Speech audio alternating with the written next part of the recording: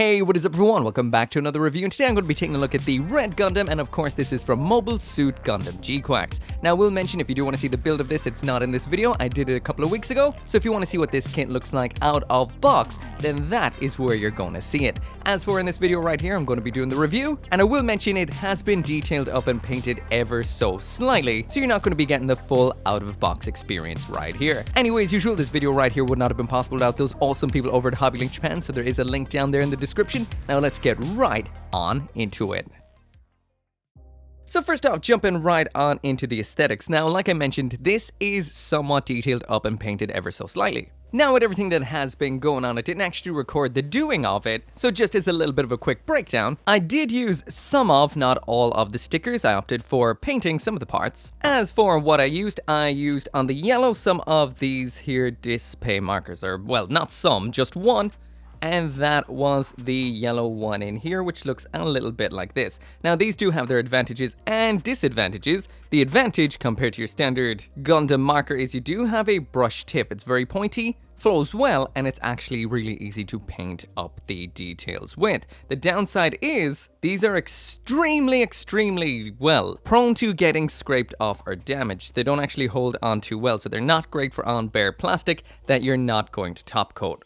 I mean, even while painting the yellow details on it, I did end up getting a lot of situations of some of the paint getting scratched off where I didn't even notice I had touched it even after curing. So there is that element. As for the dark grey and the reds on this, I used some of Bandai's Gundam markers. The dark greys from this set right here, the Gundam Marker MSV set. Again, super pros and cons to these particular markers right here. The pro, of course, is these work and are designed to work on raw Gundam plastic, so they do adhere very, very well. The kind of downside is the fact that you do have this kind of plastic tip. It's good for fairly wide-ish spaces at time, but for smaller details, I do recommend using a brush. These are not water-based though, so it does mean you do need some solvents to actually clean off your brush, or you're going to end up with a ruined brush. These are a little bit more resistant to actually getting scraped or chipped. You can see there's a bit of a scrape right there. They're not entirely resisted. This is top coated as well, so you can only protect it to some degree. And I will mention it as a flat top coat because the kind of annoying thing about some of these markers is they can dry glossy, like extremely glossy. But I did use it on all of the grays. It matches quite well to Gundam plastic and overall not too bad. Also did use a red Gundam marker as well. Same issue. Coverage, okay. Glossiness, through the roof. Finally then, for the pan lines, I used what I usually use, which is the extra thin type Gundam marker pan liners, again by GSI Crayos. This one puts on the lines, this one takes off the excess, and I was in a bit of a bad headspace at the time, so I have top coated this with some of the dabs still there that I totally missed, like that one right there. And the top coat I did use was this one right here. That's the matte Mr. Hobby top coat. Not the best, not the worst, but gets the job done. Anyway, there's a little bit of a side-by-side comparison. The right out-of-box build on the left, the detailed-up version on the right, and as you can see, it does do quite a bit. Most, if not all, Gundam kits do benefit from a little bit of pan lining as well as a little bit of detailing up, but this is one of those kits where it feels like it's absolutely critical or just doesn't hit the mark at all. Again, definitely a beautiful looking kit, but you need to bring those details out. So when it does come to the overall look of the out-of-box version of the high-grade Red Gundam, it's not the most impressive thing we've seen when it comes to recent releases. Of course,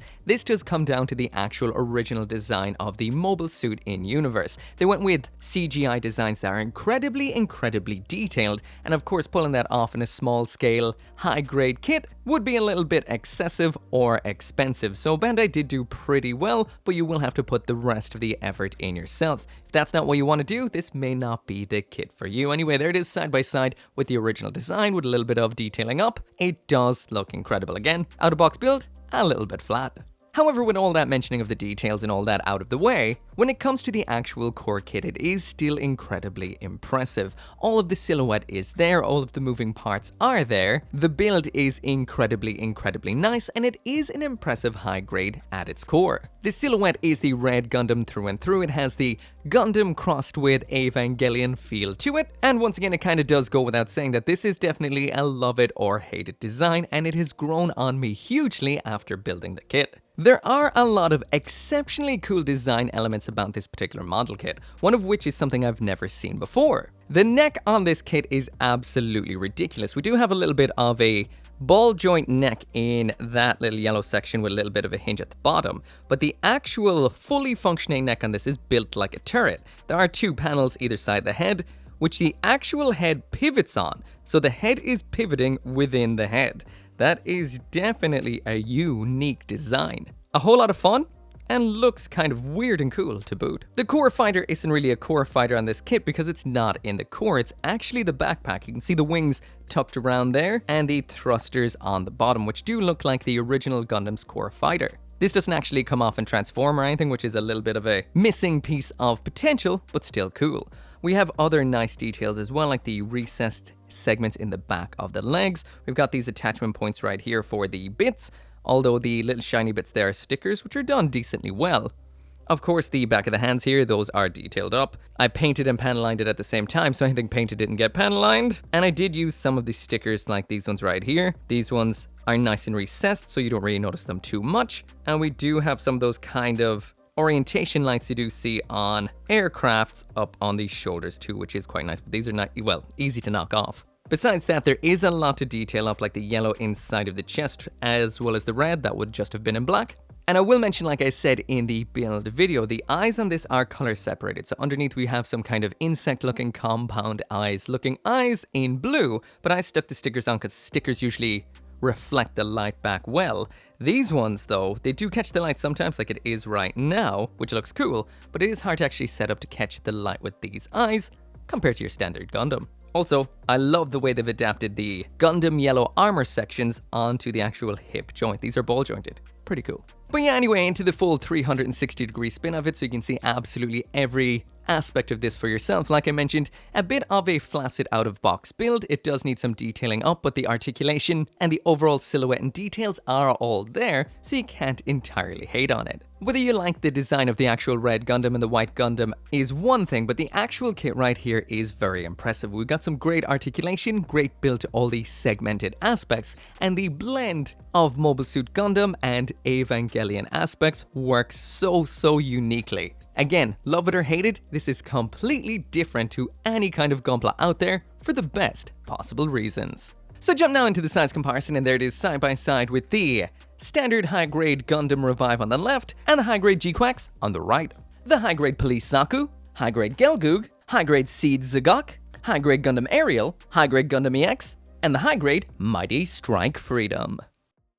So now jumping on into the accessories, and here's everything that comes with the high-grade Red Gundam, and this is definitely one hell of an armory. In here we get 2 bits, not 4, just 2. As well as that, we've got 2 beam sabers, the shield, beam rifle, hammer, 1 alternate left hand which is spread, as well as a cacophony of adapter segments for kind of parts forming bits here and there. Again, all in all, great spread. Let's check it all out. So first up, when it comes to the hands in here, we've got a pair of these ones right here, which are the standard holding hands, which also double as fists. Now the yellow sections aren't detailed out of box, so you do have to paint those up yourself.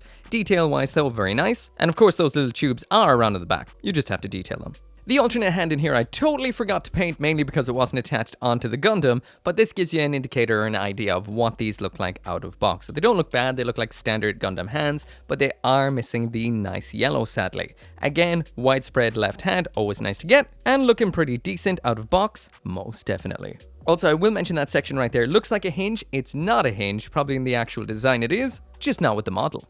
Attaching them on is super simple. It's the usual kind of way, that is ball joint into a hole. Just like that. That right there is what both of the fists look like, and when it comes to the widespread, it's 100% exactly the same when it comes to attachment, and that's what the hands look like out of box. A little bit shiny, and no yellow detail. So next up in here, we've got the beam sabers. We do have 2 of these. The beams are your usual style beam. They're in pink in this kit. The handles are standard enough, but the design is a little bit on the unique side, nice and rounded, and of course in a matching pink to the red, well, pink Gundam. These pop into the hand the standard way. They just slide on in just like so you don't need to disassemble the hands in order to have them fit on in. It is that easy. And right there's an example of what the Red Gundam will look like with both of these equipped in a little bit of a pose. When they're not in use, you can just pop them out of the hands just like that and that. Get rid of the beams, and then they can be stored up here on these pivoting, posable little sections, just like that. So the next piece of equipment we have in here is the long-range weapon, which is the beam rifle. A definitely unique take on the classic Gundam or gun cannon style beam rifle. It does have a lot of nice molded detail in the surface.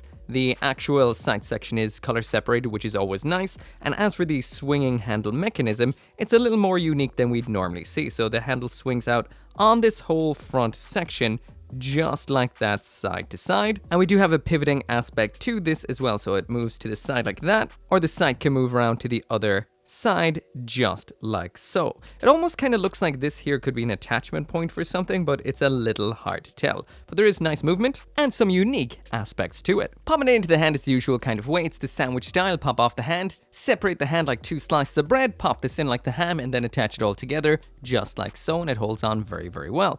This right here is what it looks like in a little bit of a pose with the beam rifle attached, looking nice. Again, the posability on this kit is extremely natural and extremely nice. Looking good. So next up in here, we've got the shield. Now, I will mention it did look like this out of box, so a lot of the colors aren't on it. I did paint the little slot view section right here, as well as the gray parts. There is stickers included for the gray parts though, so they are inside the box if you want to just attach those on. And speaking of stickers, we do have a choice when it comes to the Xeon symbol. That is the fully intact one, I guess, when Char is piloting it. And this one right here, which is a little bit on the damaged looking side. Now, these don't lay the greatest because they are just kind of a sticker style decal. Apparently there are water slide transfers for GQuuuuuuX coming out soon in the future, so they might be included maybe, but otherwise all the other colors are there. That is the red, the light gray, and the dark gray around back. We do have a bit of a handle as well as two attachment points around back. When it comes to the attachment of the shield, there is a few options. You can pop that little handle into the hand, or if you want to attach it onto the arm, you need to remove one of those little hard points. To do that, you take off a little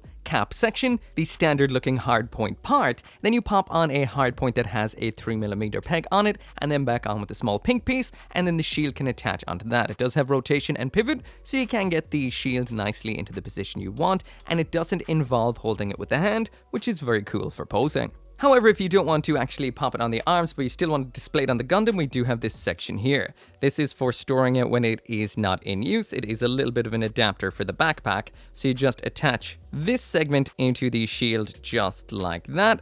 And this then attaches into a simple slot on the back to attach it onto the backpack just like so. Simple. Next up in here is the Gundam hammer, which is partially real grade because the chain, like we saw in the build, is actually from the real grade RX 78-2 expansion set. That does mean it is incredibly detailed, comes all in one runner. It does require a lot of cleanup when you do cut it out because there is a whole ton of nubs on it, but it is ridiculously impressive, but at the same time a little bit on the delicate side. So the chain does move just like this.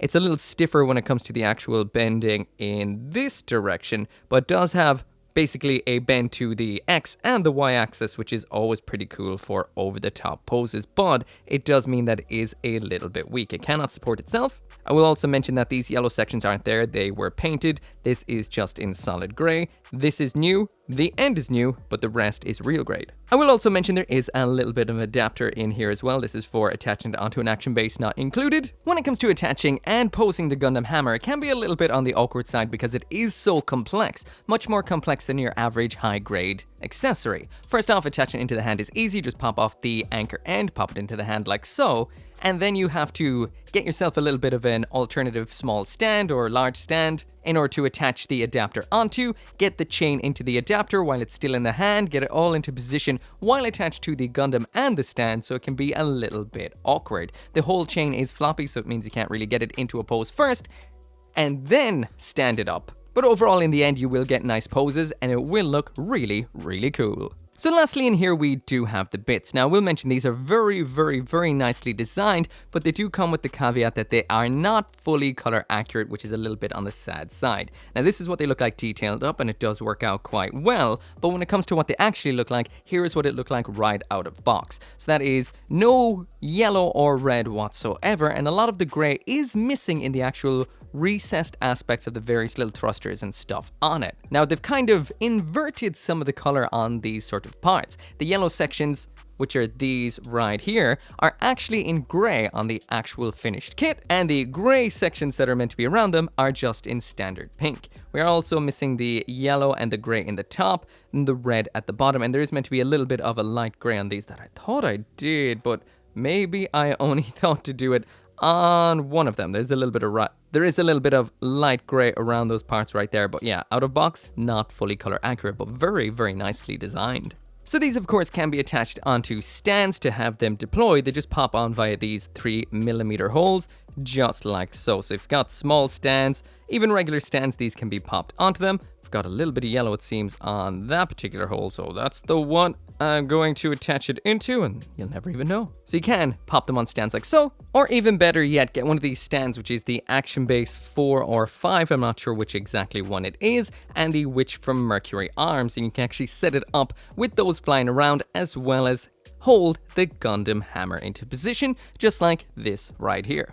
So a lot of options, or there's the other one, stick them on the Gundam. So when it does come to attaching the bits onto the Gundam, all you have to do is remove some of the hard points. We do have 3 hard points in total, but the ones I'm going to go for are the shoulders. You just remove the segments just like so, simple as, and attach on versions that have a 3mm peg. Once that's attached on, you just attach on the bits onto those 3mm pegs just like so, easy as. Now if you do want to use all of the hard points, including the ones on the side of the calves and the ones on the arms, you can use those in whatever combination you want, but if you do want 6 bits, you either have to buy 3 of this kit or potentially wait for a variant in future that has all 6. But more than likely, you have to buy 3. So anyway, there is what the bits look like. They hold on extremely well. I thought this little joint section right here was a little bit sus and might be a bit weak, but they are definitely not. They hold on exceptionally well, and if the shield is anything to go by, it'll be the same on the arms. Overall, looking good. That's everything that comes inside of the box, and that is a pretty badass design. Get the hammer in there as well, and it's gonna look killer. So finally now, jumping on to the articulation, and first off, solid as a rock, plastic on plastic right here. There is polycaps actually inside of the body, but they don't actually seem to cause any kind of issues. They're nice and tight inside there, giving a little bit more movement inside the torso, attaching to the shoulders. Anyway, regular pose. So when it comes to the high-grade Red Gundam in the usual pose, it pulls it off very, very well. The only thing that's kind of a little awkward is the way the hips kind of work. They drop down and move up in a kind of way that makes it that sometimes the armor of the upper leg does kind of clash with the, well, crotch diaper section of the Gundam, so it does mean it can be a little bit awkward, but even with that being there, it still poses up fantastically. The knees, the ankles, the torso, the arms all have very, very, very, very nice fluid articulation, and this right here is what we get in the end. Looking good, looking awesome, and it pulls off the pose absolutely perfectly. So going through all of the articulation piece by piece now, and overall it is quite impressive. First off, we've got that treble jointed neck that has that cool turret kind of aspect to the inside of the head. That does mean we get great looking up for flying poses, which is extremely, extremely nice.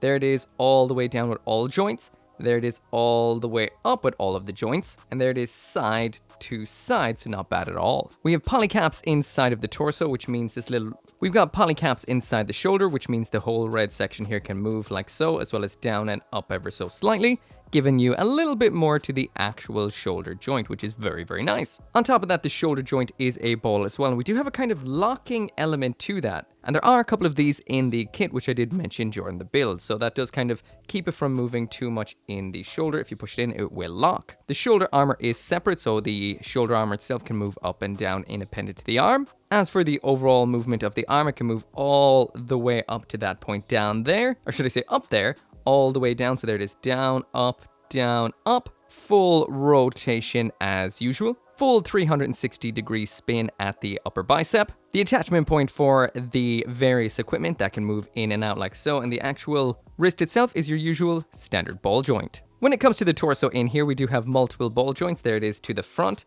so back, forward, and we do get some nice side to side as well, especially down here in the actual waist section. On top of that, we do have rotation at the bottom, as well as in some of the upper joints, which gets you a lot of nice, almost humanoid Ava motion to it. The hips in here are unique. This is a ball joint, which is very similar to what we would have seen with the GQuuuuuuX, so you just pop them in like so. This can be a little bit awkward because this armor does actually hit right there, even if you do move the joint all the way down. You actually have to use this teetering aspect here, teeter it off to the side in order to kick up a leg to its full kick. So that means both the legs cannot go up at the same time, and you don't get much actual outside movement either to the other leg when it is kicked up like that. So that is a little bit awkward at times. Anyway, when it is kicked over, there's the kick all the way up to the front, so quite high, all the way out to the back, not bad. And when it comes to the splits, you're only going to get it on one side because of the weird kind of design to it. We do have rotation at the upper leg here. There is that very nice bend at the knee. So this actually slides in an incredibly nice sort of way. Inside here, we've got a nice little bit which recesses up into the leg like that. That is beautiful. One kind of odd aspect to the design here is this is just free floating, so this isn't attached to anything. So when you're actually moving the foot, it doesn't really get in the way, but it is always rattling around, which can be a little bit annoying, depending on if you find that sort of thing annoying. Anyway, there's the foot all the way down, all the way up, very nice. But the side to side is, oh, I was going to say it's slightly limited, but it is not at all. That is incredibly, incredibly nice. Anyway, once again, there is that usual pose, and it absolutely destroys it. The only odd thing is the way that the upper leg armor can clash with its mega briefs every now and then, but overall, fantastic.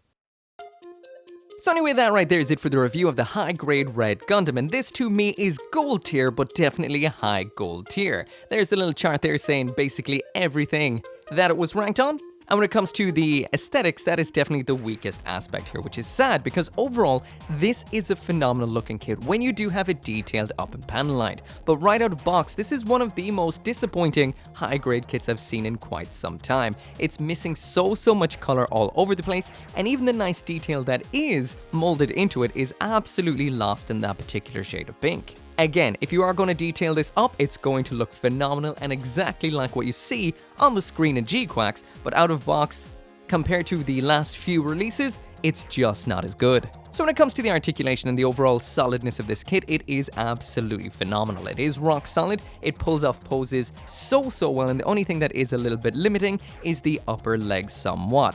The upper leg and hip armor does clash ever so slightly. The neck, even though it does have a very nice bit of articulation to it, does struggle with looking down into the side ever so slightly. Overall, very nice. Almost perfect, but not quite there. When it comes to the accessories, again, this is just like what I just said, almost perfect, but not quite there. You get such a spread and everything is so nice. Beam sabers, normal. Beam rifle, very nice. The shield is good, does need some stickers, however, and that is the issue. The stickers and the color inaccuracies on the shield and the bits is a little bit crazy. Again, this is a very busy over-the-top design, and as far as high grades go, it is done very well, but a little bit disappointing out of box. Finally, when it does come to the build of this kit, I loved it. It was fantastic. The best aspect to a lot of these, if not all of these GQuuuuuuX kits, is the build is perfect. Everything attaches together nicely. We do have color separated eyes underneath, and overall, it's just such a joy to build. It is a little bit disappointing that the colors just aren't perfect. But anyway, gold tier, high gold tier I should say, and extremely nice. Anyway, as always, thank you so much for watching. Make sure to come back for more Gunpla reviews, and I'll see you next time.